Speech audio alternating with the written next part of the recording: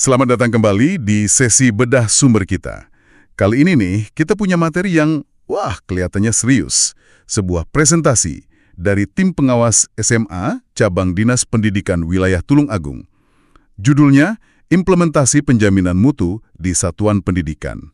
Tanggalnya September 2020. Nah, misi kita kali ini adalah, yuk kita coba bongkar bareng konsep penjaminan mutu ini.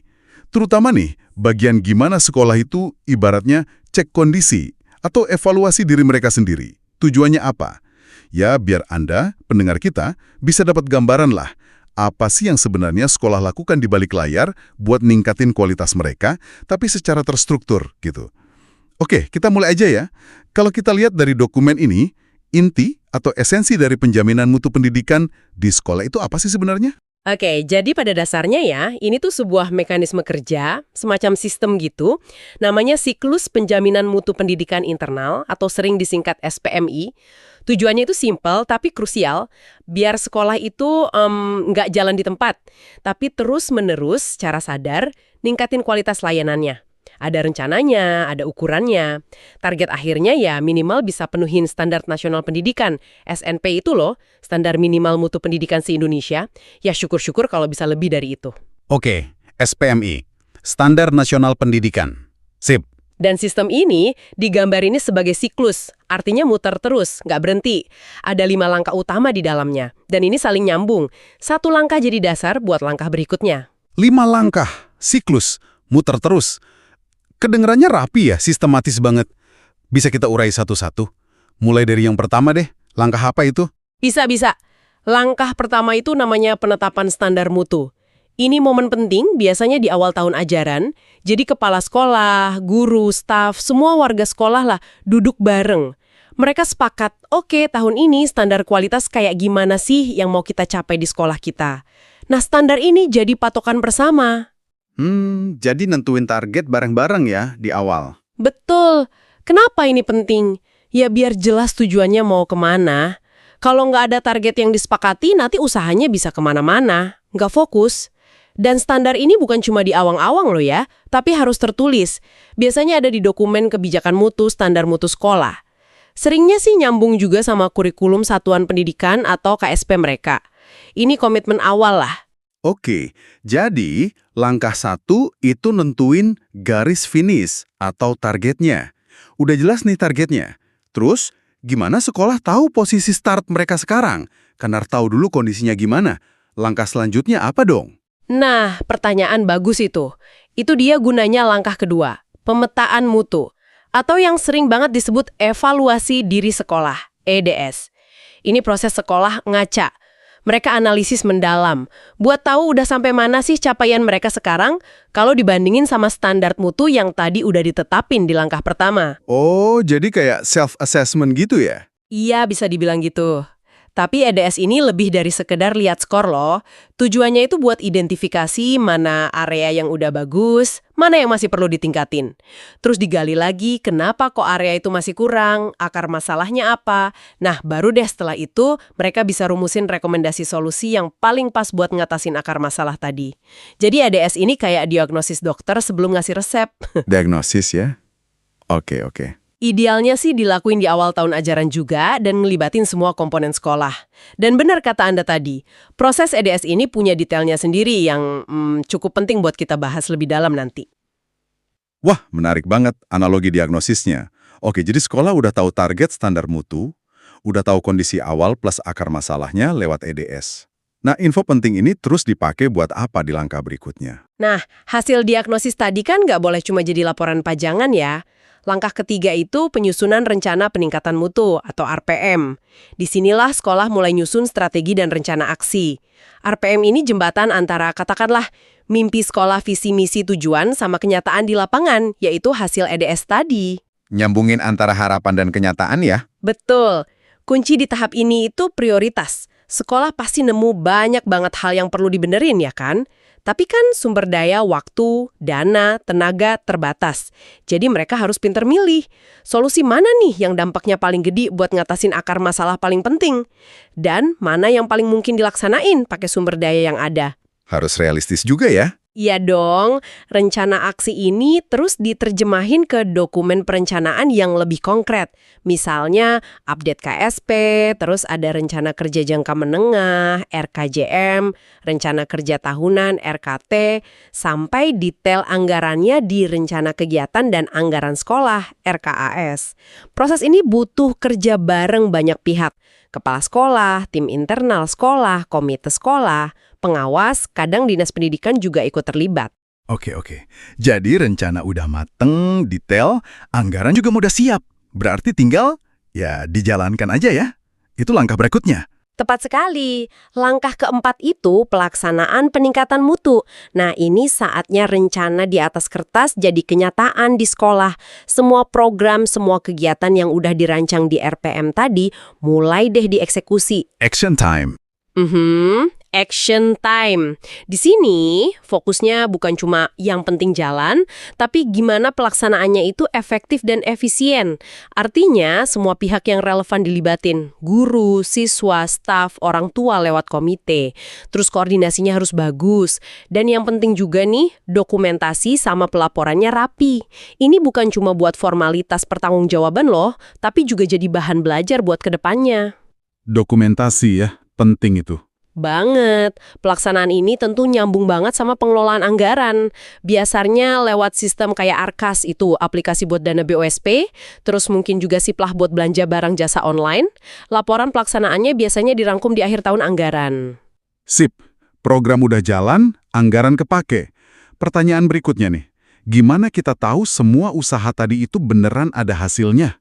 Kualitasnya emang jadi naik sesuai harapan nggak? Nah, itu dia gunanya langkah kelima, penutup siklus ini. Pemantauan dan evaluasi pelaksanaan peningkatan mutu, atau sering disingkat MONEF.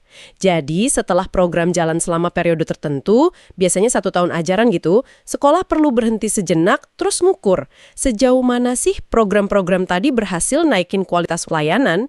Dampaknya sesuai nggak sama standar mutu yang ditetapin di awal siklus? Jadi dicek lagi hasilnya ya? Iya harus, tujuannya jelas, biar yakin kalau intervensi yang dilakuin itu emang efektif, bukan cuma ngabisin anggaran atau waktu aja. Prosesnya ya meliputi bikin alat ukur atau instrumen evaluasi, ngumpulin data lagi setelah implementasi, dianalisis, terus dibikin laporan evaluasinya. Dan yang penting, hasilnya itu di-share ke semua warga sekolah. Hasil evaluasi inilah yang jadi umpan balik berharga buat mulai siklus SPMI berikutnya lagi. Jadi kayak EDS lagi, tapi fokusnya ke dampak program yang udah jalan. Biar siklus perbaikannya muter terus. Wah, benar-benar siklus yang lengkap ya. Masuk akal banget buat perbaikan terus-menerus. Tadi Anda sempat bilang kalau pemetaan mutu atau EDS itu krusial banget, kayak jantungnya perencanaan gitu ya. Nah, sesuai janji tadi, yuk kita gali lebih dalam lagi bagian ini. Gimana sih sebenarnya sekolah ngelakuin proses EDS ini, menurut panduan di presentasi ini? Iya, betul.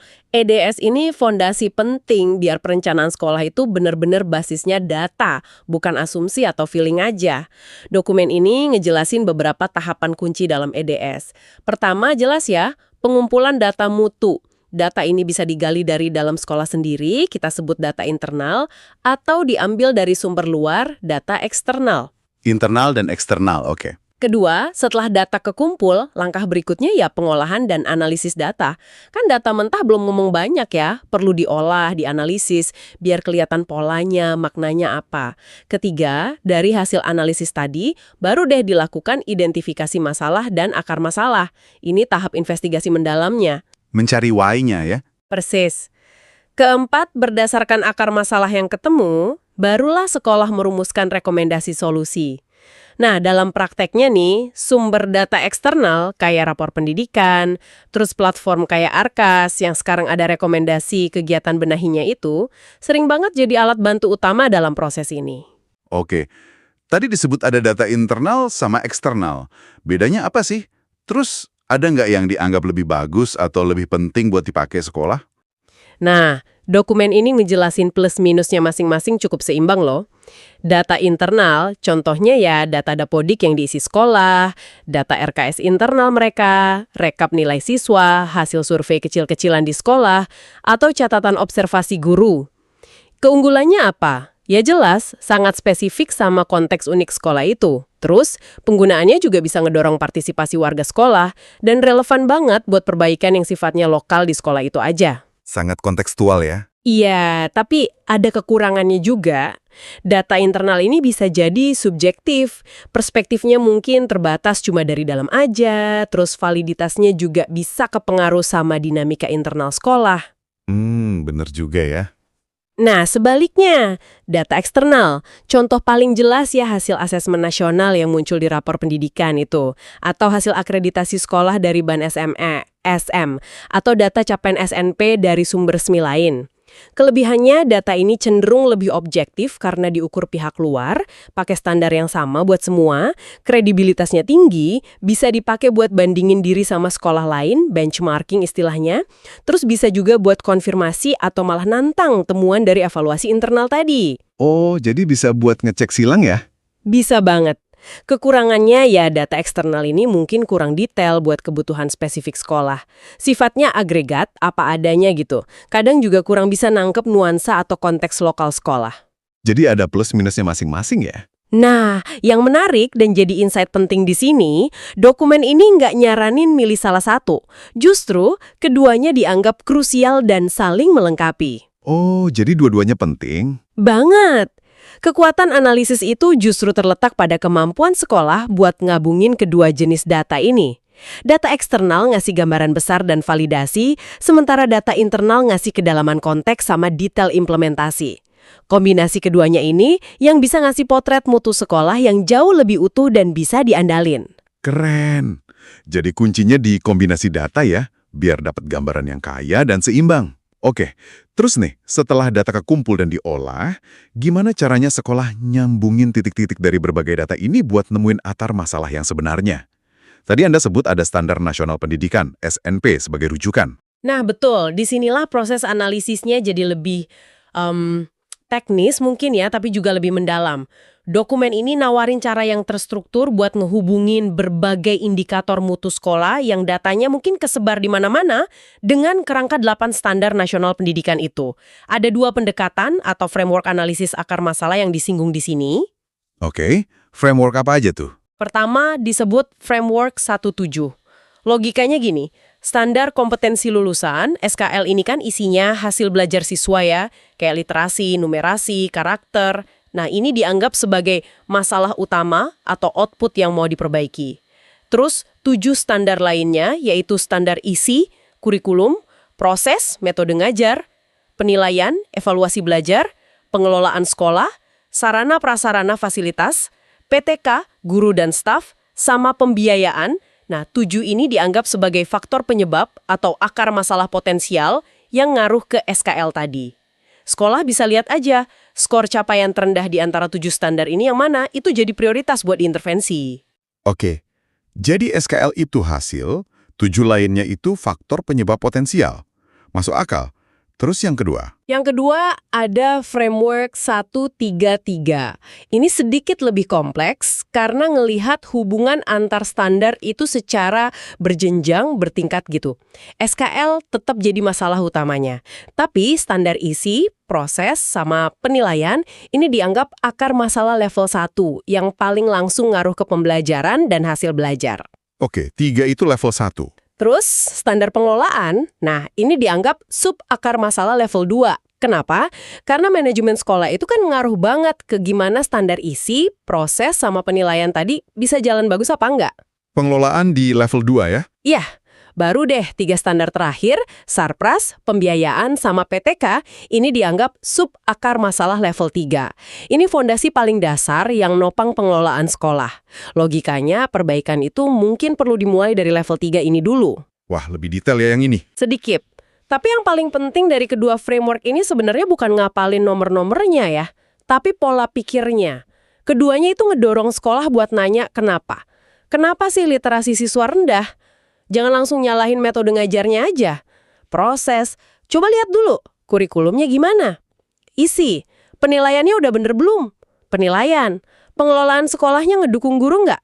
Pengelolaan, sarana prasarananya memadai nggak? Sarpras, gurunya kompeten nggak? PTK, Ini maksa sekolah buat ngelihat sistem secara keseluruhan, nggak cuma sepotong-potongan. Pola pikir sistemik ya, nyari hubungan sebab akibat antar bagian. Bisa tolong kasih contoh sederhana nggak gimana analisis ini jalan di lapangan? Pakai data rapor pendidikan misalnya, kayak yang dicontohin di dokumen? Bisa, bisa. Kita coba bikin contoh simpel ya, mirip sama yang ada di presentasi. Anggap aja nih, rapor pendidikan sekolah X nunjukin masalah terkait SKL hasil belajar. Kemampuan literasi siswa dapat skor sedang. Terus kualitas pembelajaran secara umum juga sedang. Iklim keamanan dan inklusivitas di sekolah juga sedang. Nah, ini kan area hasil yang pengen ditingkatin. Oke, 3 indikator hasil nilainya sedang. Nah, sekolah nggak berhenti di situ. Mereka gali lebih dalam pakai framework tadi. Akar masalah level 1, misalnya terkait state penilaian, proses. Ketemu nih indikator praktik penilaian formatif oleh guru skornya kurang. Atau refleksi guru atas praktik mengajarnya skornya juga kurang. Nah, ini diduga nyumbang ke kualitas pembelajaran yang sedang tadi. Oh, jadi masalahnya mungkin di penilaian atau refleksi guru ya? Bisa jadi. Terus digali lagi. Subakar masalah level 2, misalnya terkait standar pengelolaan. Lebih dalam lagi, ternyata program dan kebijakan sekolah yang dukung perbaikan pembelajaran, skornya sedang. Terus dukungan buat refleksi guru dari manajemen sekolah juga sedang. Nah, ini mungkin ngejelasin kenapa refleksi gurunya kurang. Nyambung ya? Nyambung. Digali lagi paling dasar, subakar masalah level 3, misalnya terkait standar PTKS Sarpras. Di level fundasi, mungkin ketemu persentase guru yang ikut pelatihan terkait literasi, skornya kurang. Atau ketersediaan buku bacaan non-pelajaran di perpustakaan, ini masuk indeks kelengkapan Sarpras, skornya kurang. Oke. Jadi runut gitu ya carinya? Iya, dengan ngeliat jejaring masalah kayak gini, sekolah jadi sadar, buat naikin skor literasi siswa, mungkin tindakan yang paling mendasar itu bukan sekedar ngasih les tambahan literasi aja.